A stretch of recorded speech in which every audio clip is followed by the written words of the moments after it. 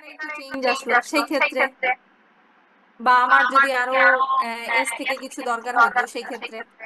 তো এখানে ধরেন আমার যদি অড প্যারিটি আসতো, A B A B A A B A B A, হ্যাঁ, যদি ধরেন এরকম আসতো তাহলে কি করতাম বলেন তো?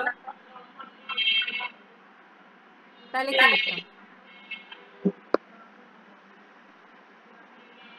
তখন কি হইতো, এটা হচ্ছে ইভেনের জন্য করছেন, এটা অড আছে, সেটাও আপনাকে বলে দেই। এ এস এ লিখলেন, হয়ে গেল এই দুইটা কমপ্লিট। এখন এই এস এর বদলে বি এস বি এ এইটুকু লিখলে বি চলে আসছে। এখন কি এখানে এ থাকতে পারে, বি থাকতে পারে, সেই জন্য আমি কি করব, এখানে অল্টার দিয়ে এ লিখবো, অল্টার দিয়ে বি লিখবো। যদি অড প্যারিটি দিয়ে দেয় যাতে আমি এখানে মান বসাইতে পারি, এটা হয়ে গেল আমার অড প্যারিটি। আমি দুইটাই আপনাকে দেখাই দিলাম, ঠিক আছে? সেই ক্ষেত্রে এইগুলা বসাইতে হবে কিন্তু, কারণ আপনি এখানে, আমি এখানে এ দিছি, আমি যদি এখানে বি দিতাম সেই তো একই কথাই তো, একটা বি সিঙ্গেল লাগতো। এই জন্য এখানে এ দি বি দি, আলাদা করে একটা এ লাগবে, আলাদা করে একটা বি লাগবে। এটা ইভেনের জন্য এপসাইলন, যদি অড থাকে তাহলে এই টার্মিনাল গুলো আলাদা আলাদা আসবে। ক্লিয়ার? এখন এই হচ্ছে আপনার সেই সিএফজি।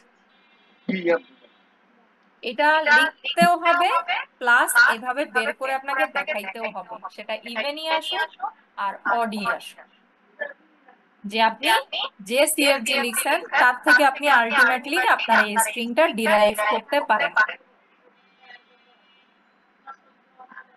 বুঝে গেছে? জি ম্যাম। ওকে, তাইলে আজকের মতো এই পর্যন্তই। আহ আশা করি আমরা ইয়ার দিন, আমি তো শনিবার একটু ব্যস্ত থাকবো, শুক্রবার, আচ্ছা কালকে দেখি হয় কিনা, ক্লাস নিতে পারি কিনা।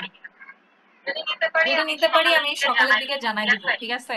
আর নাইলে রবিবার কনফার্ম, ঠিক আছে? রবিবার কনফার্ম নিব, চেষ্টা করব রবিবারে কমপ্লিট করে দেওয়ার, পারবো কিনা জানি না, দেখা যাক, হয়ে যাবে হয়তো বা।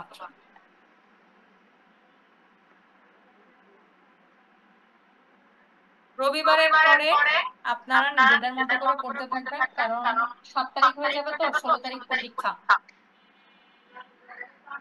আশা করি পরীক্ষা ভালো হবে যদি একটু কেয়ারফুল থাকেন নিজেরা, ঠিক আছে? ওকে, তাহলে শেষ করি, কারো কোনো কথা আছে? ম্যাম আসসালামু আলাইকুম। ঠিক আছে। ম্যাম আসসালামু আলাইকুম।